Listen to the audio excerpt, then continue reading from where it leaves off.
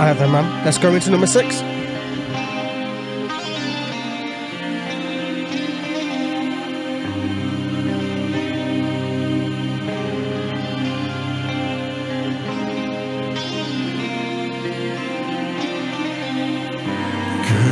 of the night fall on the horizon, gathering the light of the sun.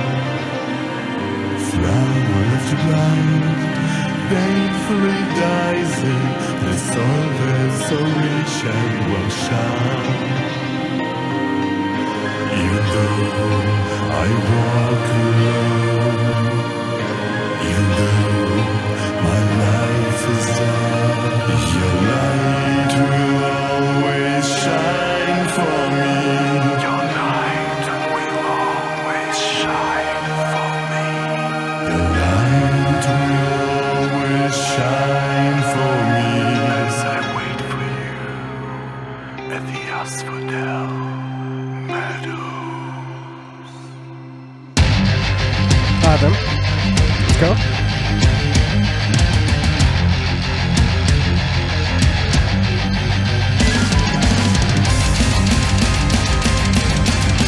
I love the keyboard piano. Everywhere. It's gorgeous, man.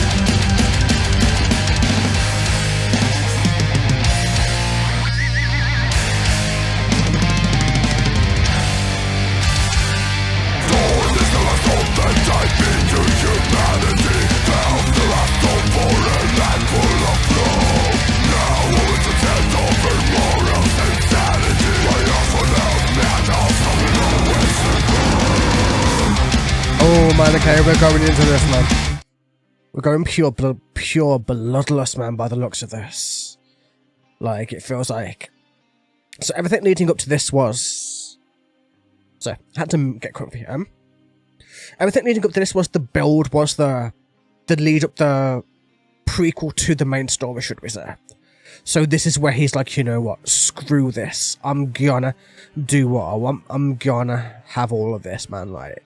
I'm going to accept everything. I'm not going to live this way anymore. Like, everything is going to, like, go away. Like, humanity isn't really for me anymore type situations, I think. So, curtains of the night fall on the horizon, covering the light of the sun.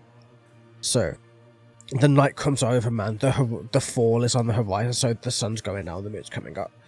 The light of the sun is being covered by the moon, so there's moonlight. A flower left to blight painfully dies in the soil that's so rich and well shone. Yeah. Like, the flowers are left to bask in the night where the heat dissipates and they have to suffer through till the morning. Even though I walk alone, even though my life is dark, your light will always shine for me. The moon, he's speaking of. Your light will always shine for me, as I wait for you at the Asphodel Meadows.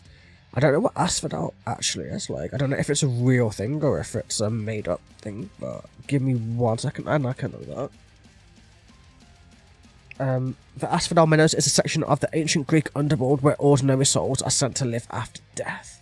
Right then, so he's like, so when he says, as I wait for you at the Asphodel Meadows, he's talking about the underworld, about living after death, and yeah, you get the idea. Torn is the last rope that tied me to humanity, fell from the last hope for a life full of love.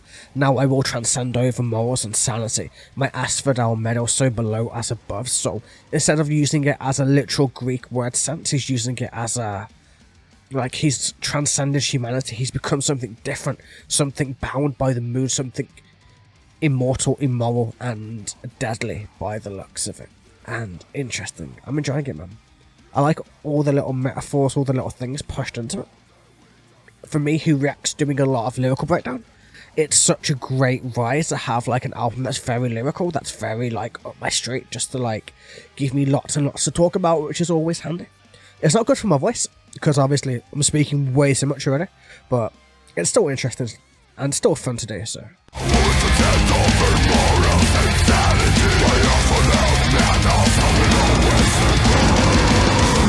I love his lows, man. His lows are so good.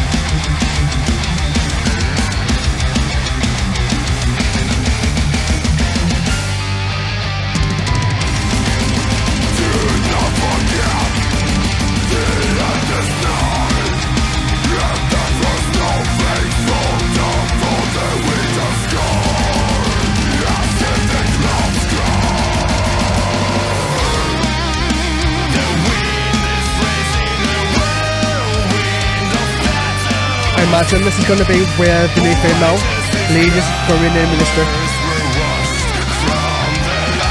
Imagine the sun haunting with a female lead.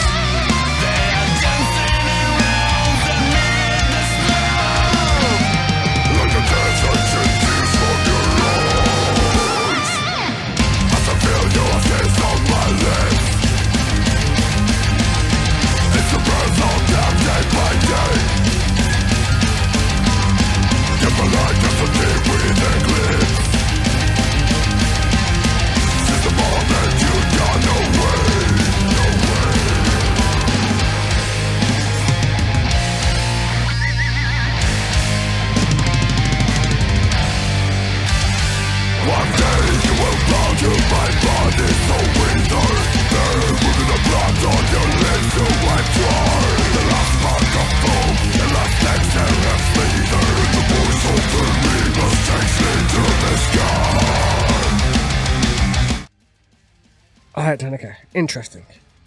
So, it's still very much about being in love. It's still very much about that love still. About the one who transformed him. About the one who made him into what he is, right? So, even if that person is dead, even if that person isn't here, it's still a love. It's still somebody who he's waiting for. Or maybe maybe it's not a person, maybe it's a thing, maybe it's a purpose, maybe it's something else.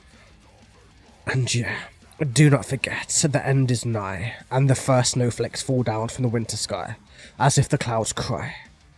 Like, yeah.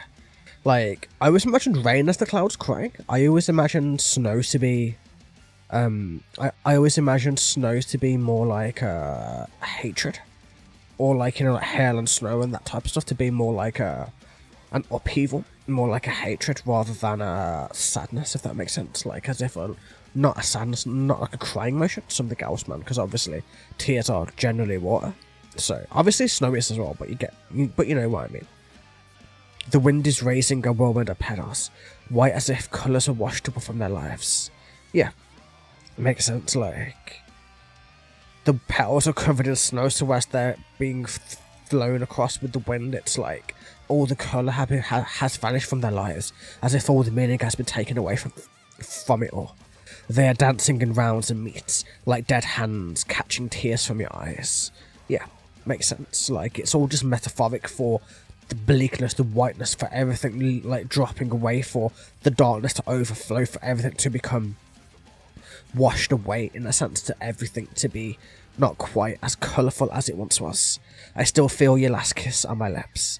It still burns on them day by day. Yet my life has turned dim with eclipse since the moment you'd gone away. So yeah, still feel that last kiss, either that kiss to transform, or something else, or the one that transforms him, because that kiss doesn't have to be like it could be something completely different than what we're thinking. It could be a literal kiss, it could be a metaphorical kiss, it could be a burning kind of like so like, you know, like if you're bitten, I would imagine if you're bitten by like a werewolf or a vampire, like to get that way, to that it would leave an everlasting mark, that it would burn, that it would be something you would feel every moment you're alive or undead, in a sense. So it doesn't, I guess it depends on how you view these creatures, man. Vampires definitely undead, werewolves, that's a whole other issue, and I don't know.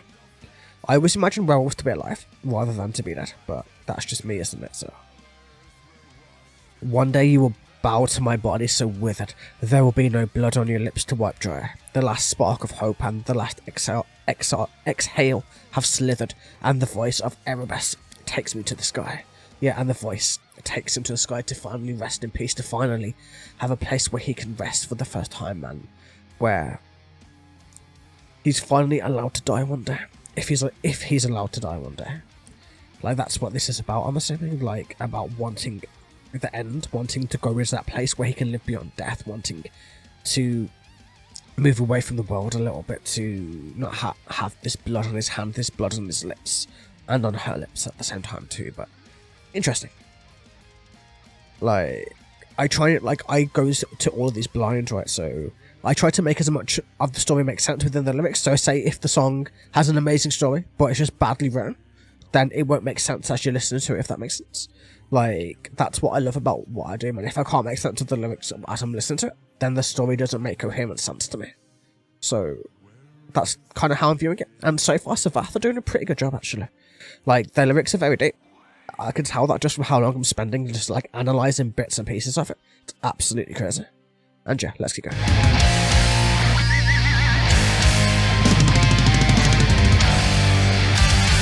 One day you will bow to my body so withered. There will be the blood on your lips to wipe dry. The last part of hope, the last exhale and breather. The voice of the rivers takes me to the sky.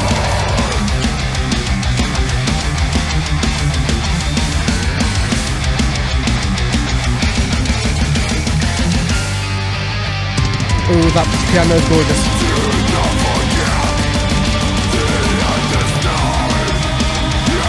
Ooh, the choirs are... No, it's not choir, it's the free molly.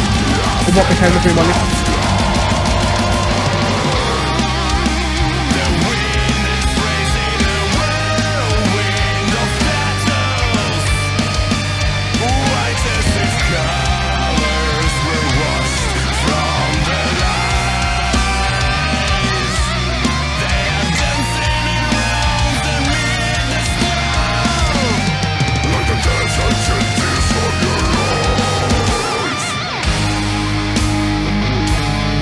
Right, okay, let's go. So let's find by the looks of it.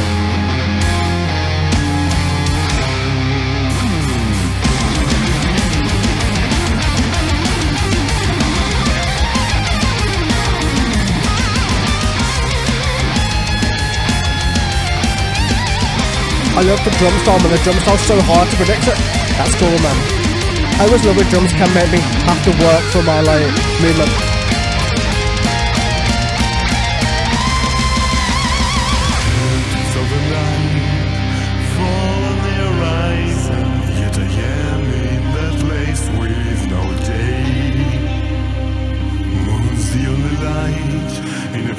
Taking lives on in the meadows where I stay.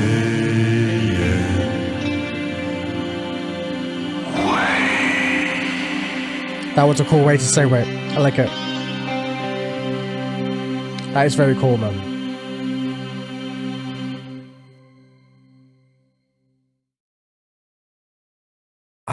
Damn. Craziness, right? Absolutely, just like... Listen, we've done this. This one bit that we've got to go into, right? So, curtains of the night fall on the horizon.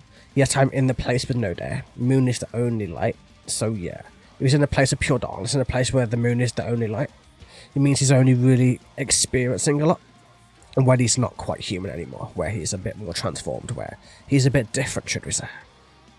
In the place taking lives on, at the meadows where I stay and wait. Like, obviously the meadows are meant to be a path in the underworld where you're still alive after death. Maybe that's where he is, until that moonlight hits. When that moonlight hits is when he comes back, where he becomes his more monstrous form, should we say. Like, maybe the moon is that crux, so the rest of the time he spends in, let's call it purgatory for a better word, right? And until he gets to that point where he can transform once again, where he can leave that place, that house, whichever way, where he can rise once again as a greater being, should we say. He's stuck in purgatory. He's stuck in that place where he lives beyond death, and he comes back whenever that full moon is there. That's why he's only ever realizing it happening on certain days and certain times. It's why the time frame is a bit skewed, I would assume, in this, man. Unless I'm just missing something, which is totally possible, as it's quite hard to, like, do reactions off a very first lesson, try to nail them, especially with lyrics this deep. But still, man, let's keep going. Moon's the only light in a place taking lives on in the meadows where I stay.